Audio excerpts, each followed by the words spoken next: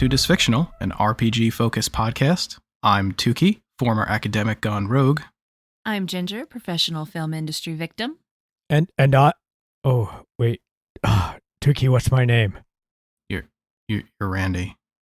Oh, right. I'm Random Randy Generator. Close enough. We'll take it. Oh, good. Speaking of forgetting things, on the list for tonight, we got a few more classes. What? I hate classes! I know you'll like this one, because we're starting with a Barbarian. Oh. What? I did that bit not knowing this. Cool.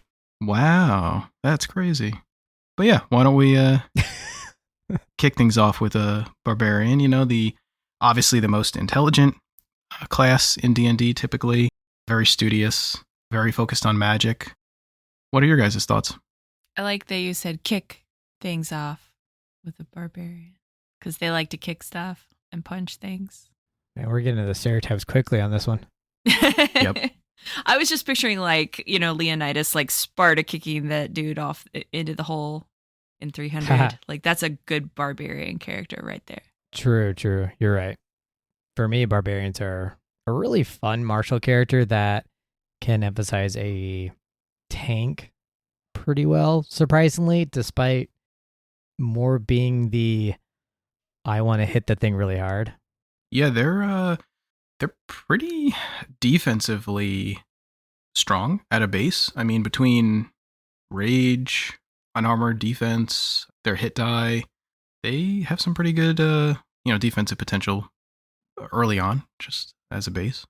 Yeah, their hit die is the only class that has a D12.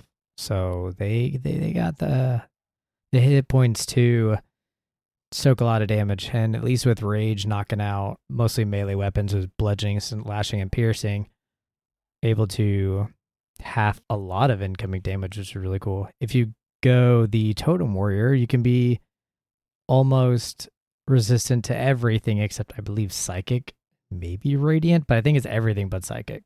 It's just psychic, yeah. Yeah. I was looking at those earlier, and it's interesting because you never hear of anyone going the totem warrior and not taking the bear. It's too good.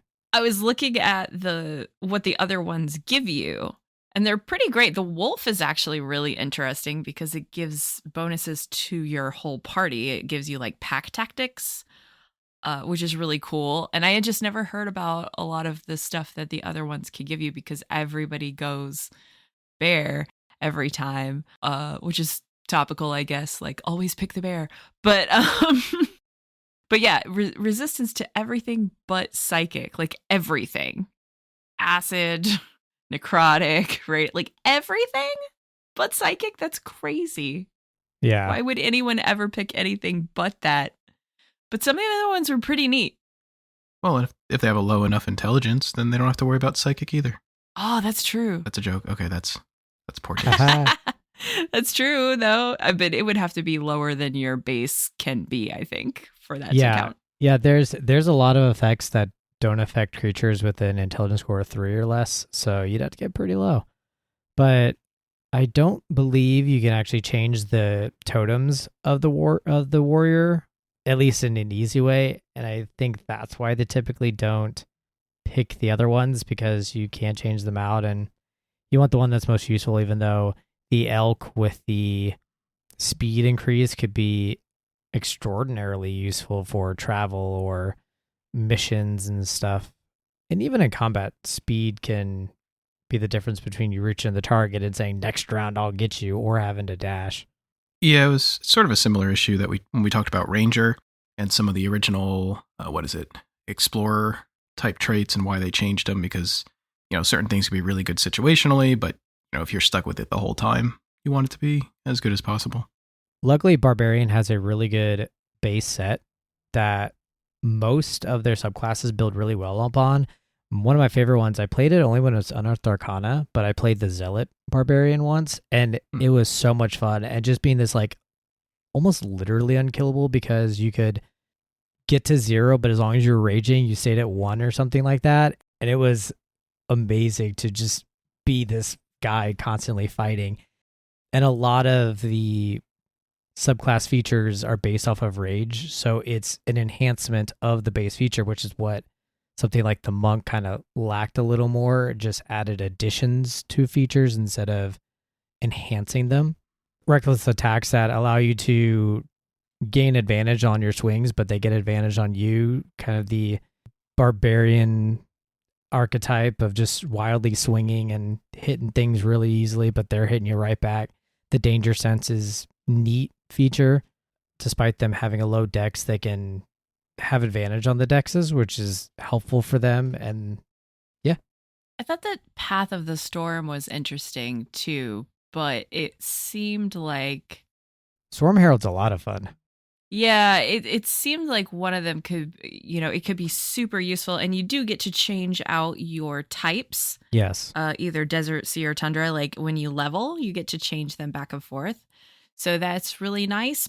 But it's still kind of, I was thinking about like our underwater campaign. It's like, ooh, you could just be sea the whole time. That would be like relevant or whatever. But it does seem like it would be pretty terrain dependent on whether or not the one you picked for that whole level was useful. Like, just because I know with my luck, if it was me, I would pick tundra and then we would only be in the snow or whatever. It would just never help me out. And then, as soon as I switched it, we'd go somewhere else. Like it just seems a little bit risky on whether or not you get to actually utilize like the correct terrains for it. But what you can do with it seems really fun. Actually, for the storm aura, it's not the terrain that you're in. You're just picking the terrain that the aura is. So you can be in the sea and still do desert and do fire damage. Yeah, it wouldn't work because you're in the water. But you could be in a tundra and still be sea and do lightning damage around enemies and stuff. So I more meant like if there was one that did lava damage, we'd be fighting something that was immune to lava. Like if it was me for sure. Personally. Yeah. I think you've learned that about me by now, just by chance. Like that, I do agree. Like if you're a desert and you're up against a bunch of fiends, and you're like, "Well, they're immune to fire." Exactly. All right, guess I'll wait till level 7. Yeah. It does have some cool like thematic potential of being Thor. Give yourself some lightning on your attacks and style. Definitely. Yeah, the Storm Herald I think is a lot of fun as well. One of the newer additions was wild magic, which sounds weird coming from a barbarian that you just said are really good with magic, because it's a really interesting aspect of just them wildly swinging and chaotic magic is just happening around them. And they're like, I don't know what's going on, but I got flowers now, and they make difficult terrain around them. Yeah, I mean, overall, barbarians are, I don't know, feels like, and maybe this is just my opinion, but feels like there's a little less overall flexibility with them. Not to say none, right? Like we just mentioned wild magic, storm herald as subclasses, but barbarians a little more straightforward than some other classes we've talked about, which might be more complex. But that could also be a good thing. I mean, especially, barbarian could be a great starter class for someone, early, maybe their first campaign, looking to be like a melee character. Barbarians, as we mentioned, are pretty defensively strong, pretty offensively strong too, once you feel comfortable. And they have some cool subclasses. But yeah, I mean, it feels like they're probably a little bit simpler overall than some magic classes that we've talked about. I think they're a fantastic starting class because they're very simple and they're more forgiving. Since they at least have a few charges of rage, and they even get up to 3 just at 3rd level. So they have a level of usage before you start considering, should I hold this for the next fight, which is good. And like I said, they're a good base class with a lot of enhancements. Most martial characters don't have a lot to offer in terms of complexity, give or take some subclasses. So you kind of typically get a simpler class with a martial character, but you do end up having the double edge where all you can do is the punching, and sometimes you want to do the stopping a group. But as a barbarian, you're likely one of the strongest characters of the group, so you could be that person that hold the door, hold the door. Oh no. Yeah. The one that I did, I actually went with, this was one of the first ones after not playing for a while and then playing with this group, but I ended up being a barbarian, and it was the Ancestral Guardian one. which was nice because it gave you some extra action / bonus action economy around protecting the group, which was kind of a cool dynamic. I think I had ways to basically prevent damage of those around me with some reactions.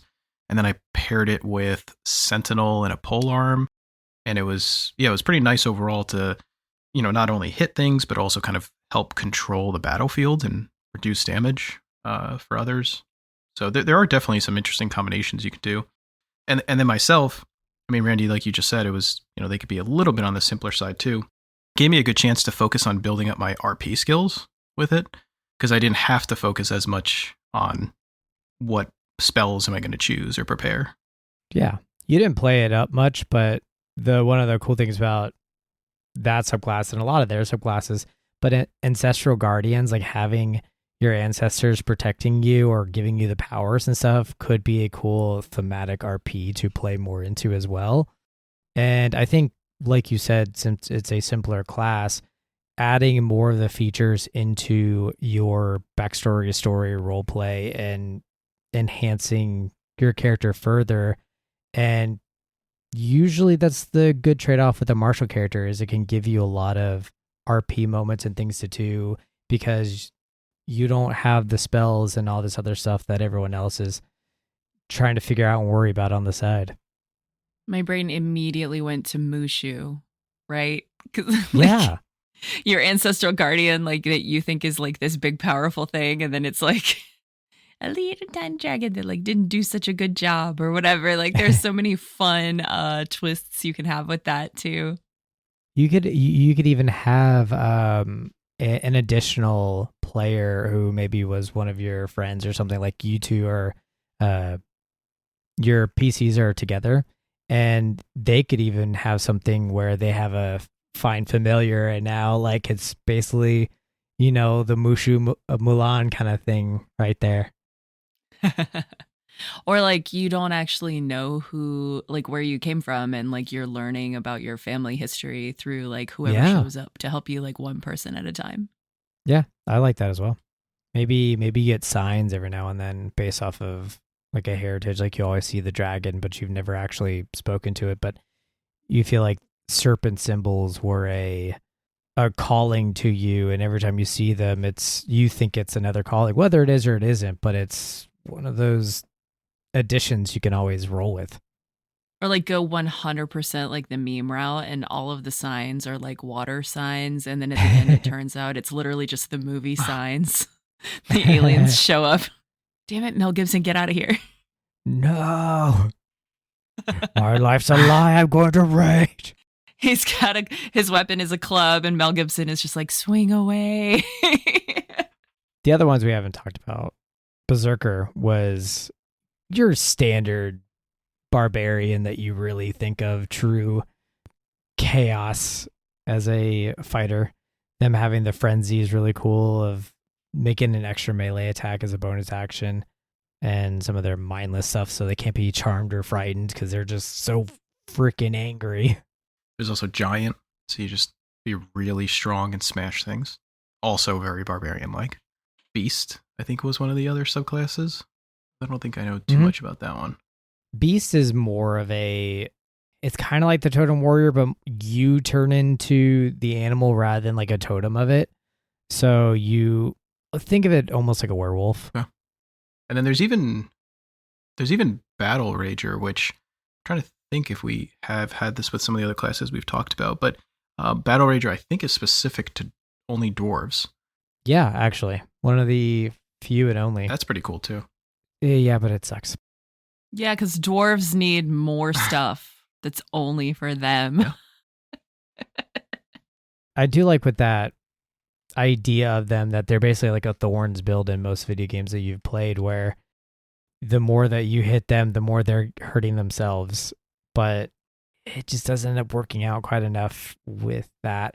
I think that they're trying to change that and make it more viable, but man, if someone can make that work, that would be awesome. I think you can like attack them with your armor.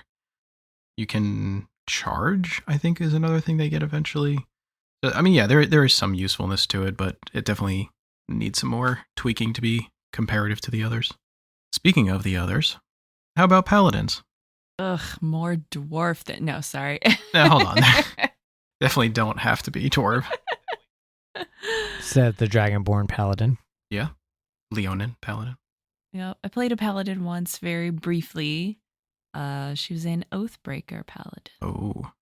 Oh, a bad girl then, huh? Kind of. It was like she was sworn to her order, and they sort of went like a crusades direction with the order, and they started slaughtering a bunch of people that she didn't think they should be. They started doing a genocide, and so she broke her oath with them. And it was like, yeah, genocide's not always a good thing for a paladin. but it was like a holy order, right? So they thought they were doing a good thing. That's how it always works. Yep. It was a very sort of like crusades style campaign. She didn't want to be like a Templar anymore, basically.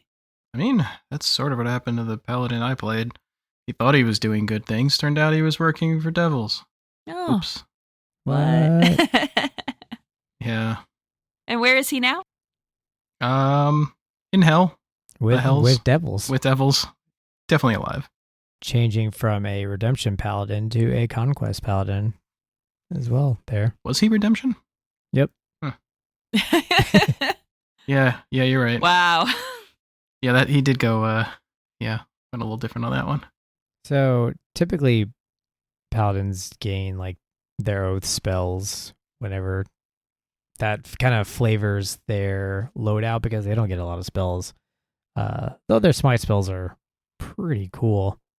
I haven't played a paladin myself, but I definitely find them an interesting type because they have this nice blend of martial but caster. Like they definitely feel more martial, but they have more casting than a ranger. Like I don't feel like a ranger's a caster to me.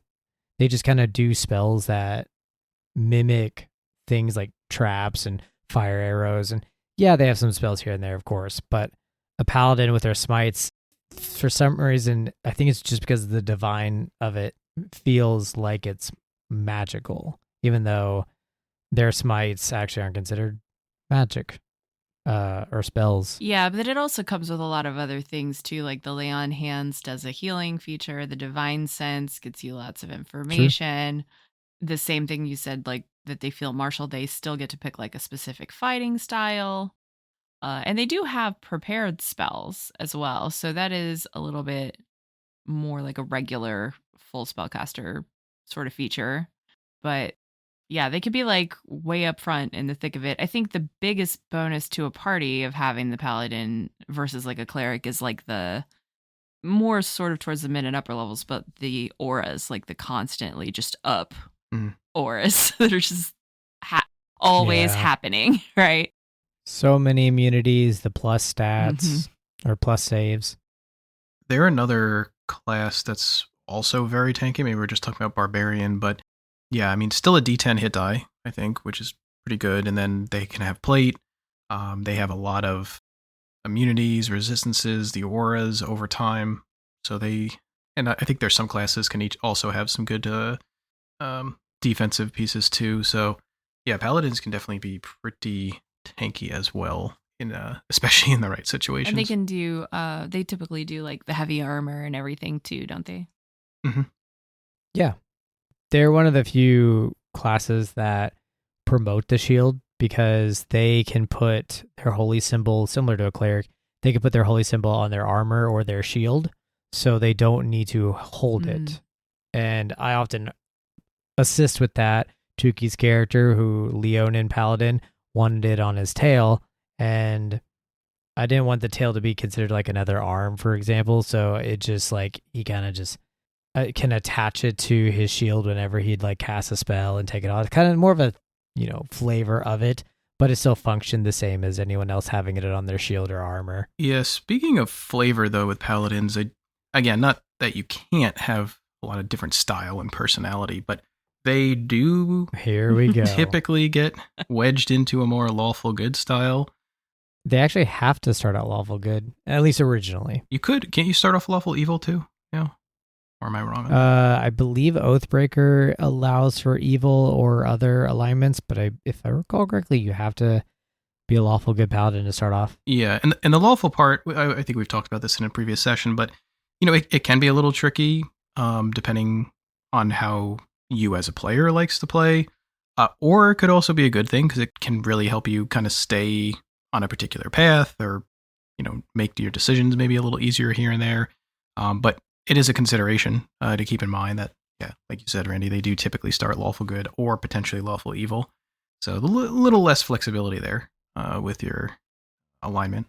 I mean, it's all varied, at least with, how if people really want to stick to that. I typically wouldn't care that much about that, depending on what it is. Like, I think Conquest, for example, is a decent one to consider more of a neutral stance, because then you could kind of toe the line with good and evil and that. But I mean, redemption doesn't really make sense to be good, though you could still say neutral as a person who may have used to be evil and then is trying to do good.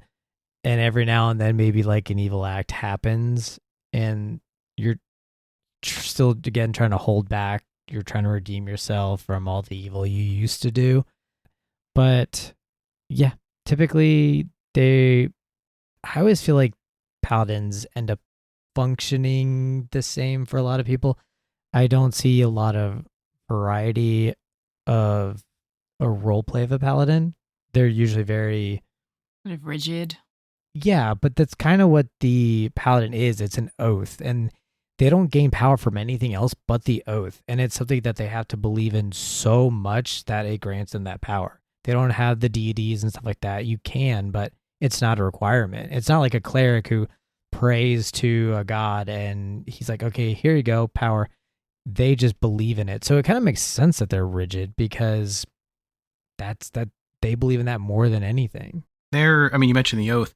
That's also kind of a unique thing here, that each of their oaths, or the subclass that you pick, kind of gives you some of the additional spell flexibility. I think, I believe each oath, at the first time you take it, it gives you access, and then as you level, you get some different ones too. But that's sort of what gives you a little bit of extra diversity with the spells you can choose, is the specific oath. So there's a lot of flavor there from what you pick and kind of how that style gets played in and what spells you have access to.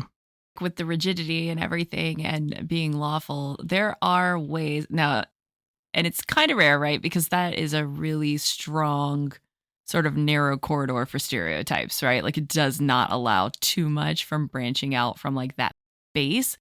But one of my favorite books of all time is about these 4 knights that go around and have a bunch of quests and epic adventures and stuff like that. Monty Python? No. Although those I think would be more like clerics, actually. No, it's the Elenium. But they're crusaders. The Elenium trilogy by David Eddings. One of the knights is written in a way that like he's very devout and like super pious and always like, oh, brother, let me help you. And, and everyone's like, oh, he's a stick in the mud. But he has this gigantic, terrifying axe that he uses for everything. And everyone's afraid of it. Like, everyone's afraid of, like, specifically just, like, the axe. And there's this scene I never forgot because it was so funny to me. Because it's chilling, but it was also, like, kind of hilarious. Is, like, they get into it in this town with some guards. And he's like, oh, you're doing something bad to the people of this town, essentially. The guard was like, well, it was my orders. And he's like, well, who do you get your orders from? The king or from God? And he's basically like, oh, I follow the king. And he's like, oh, well, you're going to have to take it up with God. And he just like cuts his head off. And it's very calm and collected. And he's like, well, that's dealt with. All right, let's go on to the next thing. And everyone that's watching is just like, what just happened? And like they could be like slightly unhinged in a way, or like just so completely firm in their creed that they don't realize that everyone else is looking at them like they're monsters, or, there's like a lot of really fun little tweaks you can do. But as a character, he was always just so like cheerful and calm and like one of those characters that was always happy. while he's like cutting your head off. And it was just always fun to read those books and see like how they wrote him, because I thought that would be a really fun way to play a character like that. I love Calm Twisted. Yeah, it's the best. Easy being like that oath where you're doing these weird prayers and stuff, and you're like, I'm kind of scared of him, is so much fun, and that you could totally, I feel like, do with a paladin, is just have these random rituals and everything that you done yourself. Like it's more fun to not have the deity then, and even just say, oh, this is what I just started doing whenever I finish a battle. And it's like, yeah, but that's morbid. Like you're just you're decapitating them and putting their heads on top of each other as a grave. Like that's horrible. Wait, Randy, didn't you do that in your Minecraft house? I feel like I've seen you do that. I'm a paladin. Oh no. The funny thing is this is actually what you guys are describing is actually my stereotypical view of a paladin. Is someone like, I mean, again, they could be good, but that lawful part can make them crazy, really steadfast on what they're doing about it. And, you know, the whole judge, jury, executioner thing is like, I don't know, that's sort of how I've always viewed a paladin. And then especially the subclasses. I mean, conquest can be pretty aggressive. Glory is really focused on battle. Vengeance. There's quite a few of their subclasses that really feed into that too, where it's like, hey, I'm going to do what I think is right, no matter what. And yeah, they can be pretty intimidating. One of my favorite things to do as a dungeon master, specifically with paladins, but while I like doing that with everybody, is paladins who have this immense strong viewpoint, is I want their character to be challenged with that. Can their viewpoint be broken? If not, like, what is the consequence of them maybe not breaking it? Say if an enemy's like, I'll massacre this whole town if you don't bow to me. And of course, they don't do it. They massacre the town. Is he better for sticking to his views because now a whole town got destroyed when he could have, say, just said, okay, you know, whatever. But yeah. And they also, I mean, especially depending on the campaign style, I mean, paladins thematically and even with their damage and strength and defenses. But I mean, if you're in like an undead campaign or a fiend campaign, like you get a lot of other cool features too, or a lot of extra bonuses to work with. That's gonna do some more damage. Yeah, you can become a powerhouse real quick. And as far as their views and stuff and what you were saying about the consequences, I think we may have briefly talked about this before in a session, but we talk about it all the time in our specific campaign we're running now, which is if they're that rigid and the party is not like them, what is the reason that they can use to justify staying with the party? Because there were a couple times this campaign we almost lost our paladin because he looked around at all of us chaos gremlins and went, I don't know if I could stay with you people, right? And we worked it out, like came up with reasons and character reasons why it benefited him to stay. But even in our campaign, he's not one of us, right? Like he's not part of our group. He's just like a very strong ally of ours. I consider him one of us. I don't. No, like we fight together, but we're not in the same guild, right? Like he never joined up with our group technically. There were a lot of reasons for that, but that may be one of them. Right before the second half of the campaign, I actually think your character was about to leave the group too, because they were crazy. You weren't kind of cut out for that as well. I mean, different reasons, but... Oh, yeah. There was it was more like, what do they need me for? But yeah, I did have a minute where I was like, maybe I should just go home. And the clash. I mean, that's kind of what we're talking about, but the clash of classes and personalities. I mean, this current campaign, we have a paladin and I'm playing a rogue. And, some rogue things sometimes don't always jive with a paladin of justice. So there's always some fun interactions or hiding of interactions. Yeah, Tuki, just think about what you're doing to the economy. Nah, it's fine. They can take one for the team. We really needed that tank. Yeah. I think it's important, though, to have those. It wouldn't be realistic. I mean, you don't have to go for like realism in your D&D campaign, but as a character building journey, realistically, there should never be a campaign where your character doesn't have at least one moment where you're like, what we're doing is insane, right? Like the things that happen in D&D campaigns are insane, and no normal, sane, well-adjusted person would want to be doing them. So Unless you're all chaotic evil. But yeah, you guys aren't well-adjusted people. You're the heroes. exactly. Or anti-heroes. Nah, we're the heroes of this story, in every story. Right?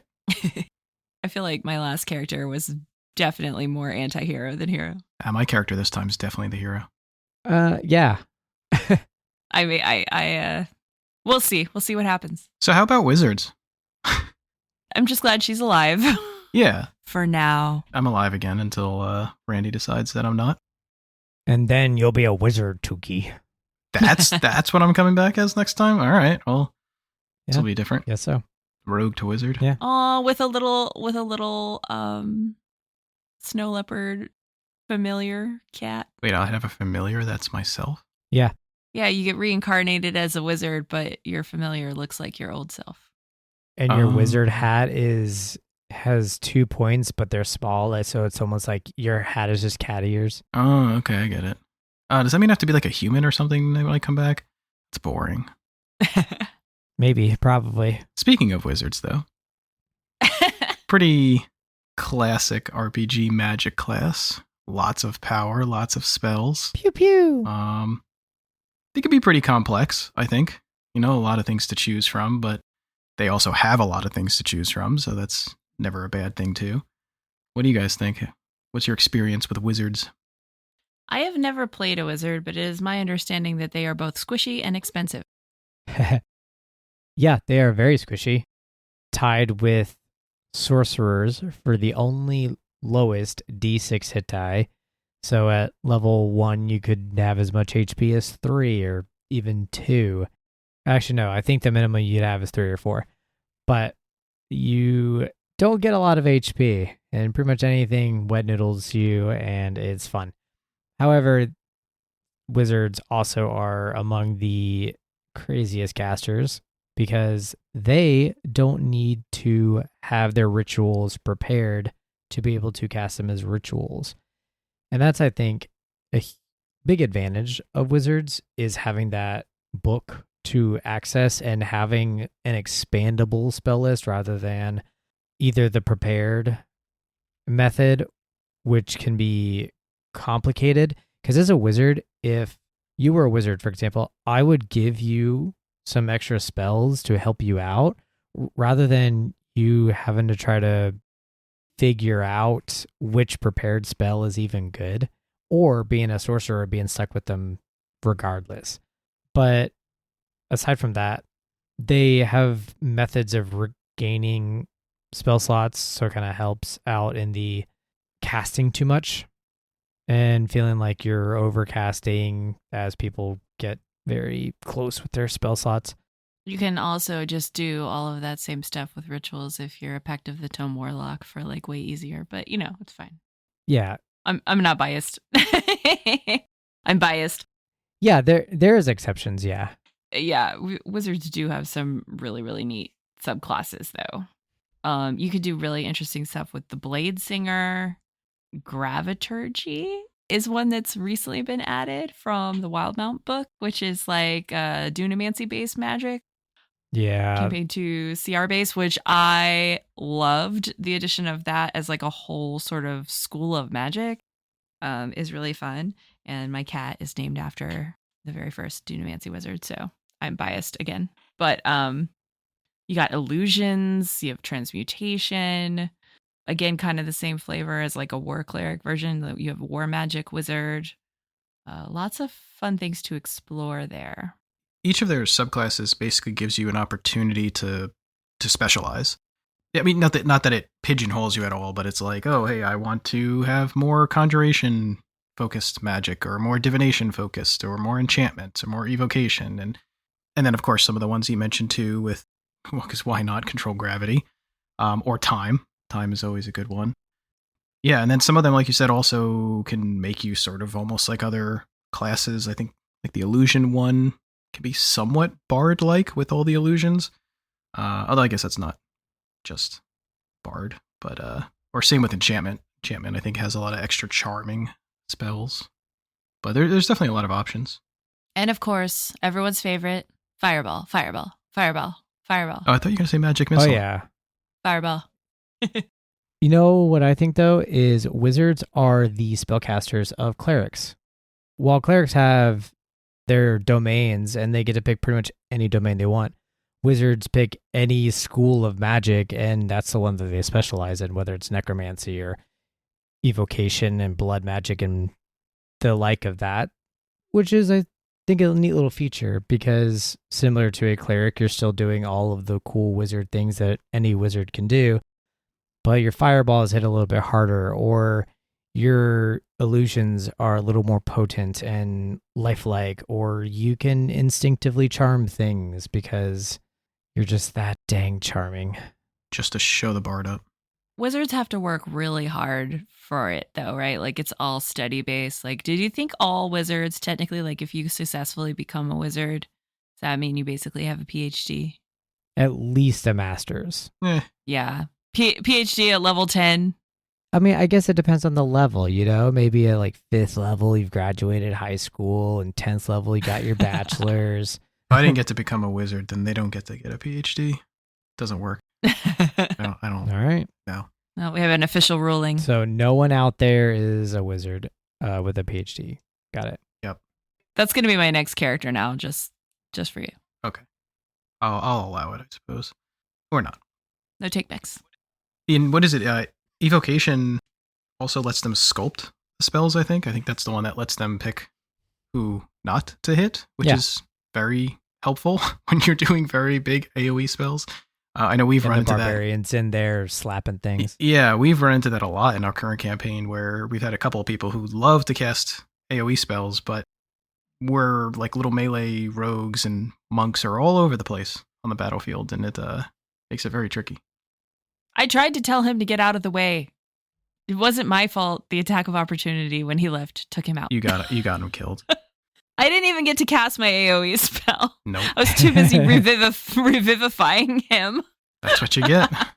And later on, they could even add an additional dice roll to those evocations so that fireball does a little bit more damage to everybody. Hot fire. Yeah, Hot. Well, it's funny because we said in the beginning that they are squishier on the defensive side, but they do have access to quite a few like AC boosting spells. Oh, shield's amazing. Yeah, and those, as we have found out, can be paired really well, especially with Gestalt characters, with like other tanky type classes like a Paladin or like a Barbarian, to where you can end up building up someone who's like, I mean, and even from a thematic standpoint, it's kind of cool, right? It's like they're physically strong, and then on top of that, putting this magical defense on top of it. And you can get very, very tanky very quick doing that. Or even illusion magic can help. The Abjuration Wizard has the Arcane Ward, which you at higher levels you can hack and combine with other things so that it basically constantly regenerates itself, which is a build that Abrea Ironguard did for Calamity, and it was so tanky. Like, I didn't think that they were going to be able to live that long. And it was wild. Like, she was just constantly spamming the Arcane Ward, and it makes you very difficult to hit. While naturally this doesn't make you a melee fighter, as people kind of think with blade singing adds AC equal to your intelligence modifier. So if you got that +5 intelligence, plus 5 more AC, tag on with shield, which would be an additional 5, and all of a sudden, you know, you have like as much AC as a paladin or something. So yeah, they definitely have the methods of being tanky, but that's one of the cool things about wizards to me is they have the capabilities of everybody else. Mm. They just need to have the spells for it. And doesn't blade singing, I mean, you said it doesn't specifically mean they have to be melee, but doesn't blade singing open up the door for being melee, kind of like Hexblade for warlocks? It does, but the problem with a wizard in melee versus a warlock is they ain't got much health. So no. if they get a saving throw or they get past that AC, then they probably dead. Yeah. One and done's. One and dones. Speaking of really popular wizards, yesterday I was at the Ren Fair and we ran into a guy dressed as Gale from Baldur's Gate 3. Love it. And then all the girls that were walking around with him sat down next to me at the picnic table, and I was like, you guys are just walking around with him? You know he's a ticking time bomb, right? And she goes, don't worry, we've been feeding him shoes all day. Oh, man. I was like, fantastic. He was very funny. He was like, how dare you make fun of my malady? Like, we had a whole bit about it. It was a good time. Don't you know it's a serious medical condition I have? Yeah. I won't eat just any old shoes. I was like, well, the son of a Sandler Booth is that way. Just so shout out to that Gale I met yesterday at the Ren Fair. He was great. The wizards too, though, don't actually get a lot. I know this was, I forget which class it was, but there was another class we talked about that was similar. They don't actually get a lot from their class levels between level 2 and 18, as far as like unique features go. Mostly because they are getting access to just more and more spells, spell slots. They have their subclass features that are kicking in. Most spellcasters have this quote unquote problem. Yeah, there's not a lot of like unique between a lot of those levels. You're not getting like some new class feature or new rage ability like barbarians get or something like that. But you are, again, with the amount of power that wizards have, you're now getting access to just so much more spell slots and spell types, just spells in general. Yeah, and they all stop at level 14 as well, right? They don't even get stuff for like subclass stuff for like level 20. So I could be wrong, but almost every subclass of all classes stop at level 14. That's their like basically capstone of it. But for wizards and a lot of casters there, but wizards here, since that's what we're talking about, a lot of their features level up with them. So their arcane recovery combines with like half their wizard level, for example, which means they can gain back more spell slots. Obviously, the spell slots and stuff themselves go with it too. But that alone being super potent. And a lot of their stuff goes into the building up your spell list itself and the subclass being molded around it. And this kind of furthers the example of why spellcasters are so good, because wizards don't need anything else. Spells are already so powerful.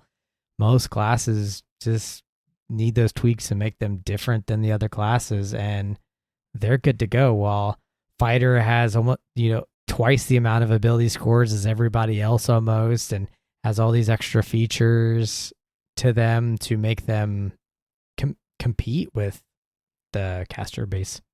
I haven't actually done wizard. I think you said this as well, but I know I haven't really done a wizard yet as far as for what I'm playing. Or if I did, maybe it was like a very low level one. So I probably will try to do one soon. Find some good combination with it. A unique combination. The hard thing combining with wizard is that they're the only intelligence-based class until the artificer. And artificers are already pretty complicated by themselves, adding in wizard. You could do something like an eldritch knight fighter. So there are subclasses that can help in pair, but typically intelligence doesn't blend well with a lot of them. Like warlock sorcerer makes sense. Druid cleric, for example, with the wisdom combinations, like all those work naturally together. So once you have to split the ability scores, that's when mad builds get complicated, or quad builds. I don't like picking the ones that work naturally. That's too easy. I mean, artificer wizard though sounds potentially crazy. Also extremely complex, I think, but battle wizard. Yeah, probably some crazy potential there. It'd be like a Power Rangers character, right? He'd be like driving the Megazord and shooting lightning out of the robot. I mean, honestly, the complexity with the wizard is spells. If you have a good grasp on spells and stuff, the wizard is arguably one of the easiest spellcasters because that's mostly what they're revolved around. It's not like a sorcerer who has meta magic and a warlock who has the pact magic kind of throwing wrenches and stuff. But yeah. Yeah, I mean, and honestly, you can work with the complexity because there's still so many good spells that, okay, yeah, maybe you end up with like too many AoE spells or too many action spells or something, but you can always tweak it as you go and you'll still be able to do a decent amount as a wizard because you have access to plenty of spell slots and stuff. So it can be complex to get into, but yeah, not too bad. Well, and as a education-based character too, like someone who just studied and learned like either on their own or from someone else, you don't have all those connections. Like you don't have the sort of the oath and the loyalty you have to have as a paladin, or like the, subservience of a cleric, or like the pact holding you back that like a warlock has. It's just the knowledge. They really are just their own person, which can be interesting and open up a lot of different types of possibilities. Yeah, and I think the combination of the wizard artificer being this magic, both arcane but also physical, is something that it would be interesting to wrap our heads around. I really want to do that now. But we're strapped for time, and artificers next week though. Let's go make characters quickly. Let's go. Flash round time. This is where we take turns picking one aspect of a character that anyone can use. If you play one, let us know who or what they conquer. All right, you two, roll initiative. 14? I mean, you guys are weird about my bonuses, but I got a 12. I'll just say that. Huh. I got an 11. Those are 3 pretty close rolls. I'm second this week. Okay, fine. I'll roll with it, I guess. See what I did? We'll let Ginger go first. Yeah. Oh my gosh, I actually get to go first for once. I'm going to go with a Furbolg. Aw. Okay, so for the class, they're the obvious druids, but I don't want to go with the stereotypical. They're tired of everyone's shit. They're going barbarian. Oh, threw me for a loop. I kind of love that. Yeah, but you know what? We're gonna sort of bring this back to druid, even though it's not. We're gonna go with a totem warrior barbarian. Okay. I'm cool about it. Are you? Nature's Wrath. All right, for appearance, I want it to look like a Furbolg who was literally woken up like a bear out of hibernation. They're going to have scruffy fur. Yeah, like crazy matted fur, sticks and twigs all over, pine cones, and like those sweet gum balls that when you step on them, they feel like Legos, but just like all over. Just very unkempt, like really Radagast the Brown like vibes from Lord of the Rings. And their weapon is just going to be a log, like the biggest fallen tree limb that they could find that doubles as like a great club. Ooh, their weapon. That's kind of cool. Kitted out here. Yeah, it's part of the look, Yeah. And their outfit is like woven moss. Ooh. Like they just look like they're covered in moss all the time. I mean, for their background, we're going to go with that they're kind of an urchin. A little mischievous out there. For their personality trait, I'm gonna work off the appearance a little. I'm gonna say their personality trait is they don't just trust nature. They are one with nature. That's why they're wearing it. Their ideals are basically like the most important thing is protecting their space, but that can extend to whatever you would want it to be, like their tribe, their group, their forest, but their area, their ideal is get out of my swamp, basically. How did this turn into Shrek? Oh, God. Don't make him Shrek. That wasn't the intent. Fine. We're going Shrek. His Bond is the first animal that has ever said hello to him. Was it a donkey? Probably. You know what? Yes, it is a donkey. All right. Well, then their flaw is that they're worried that people are going to just trounce on their space. They have their area. They just don't want people there. And they might yell at them. Get out of my swamp. It might even be a swamp. We just don't know. Yeah. Get out of my nature grove. They just value their privacy and their hibernation time. So for their trinket, I feel like it would be a really shiny rock, like a really nice, like polished river rock, maybe, that they found one time that they thought was pretty. And they're carrying it because it's the perfect skipping rock. And when they want to just like chill, sometimes they'll skip it, but they have to be careful that it skips all the way across every time. Yeah, they have to go retrieve it. Could it have googly eyes on it? It could. It could have googly eyes. All right, I'm okay with this then. I'll allow it. Me too. Thanks. And for the name, we'll go with Trabalar. Trabalar. Rolls off the tongue. I know, right? Trabalar. Get out of my swamp. Thanks for listening. If you enjoyed this session and want to hear more, you can find us on Twitter at DysfictionalPod for our latest updates and downloads. Original music for this podcast is provided by Joshua Silver, the artist known as Dimonon on Spotify. It's only funny if the angry Goliath laughs too.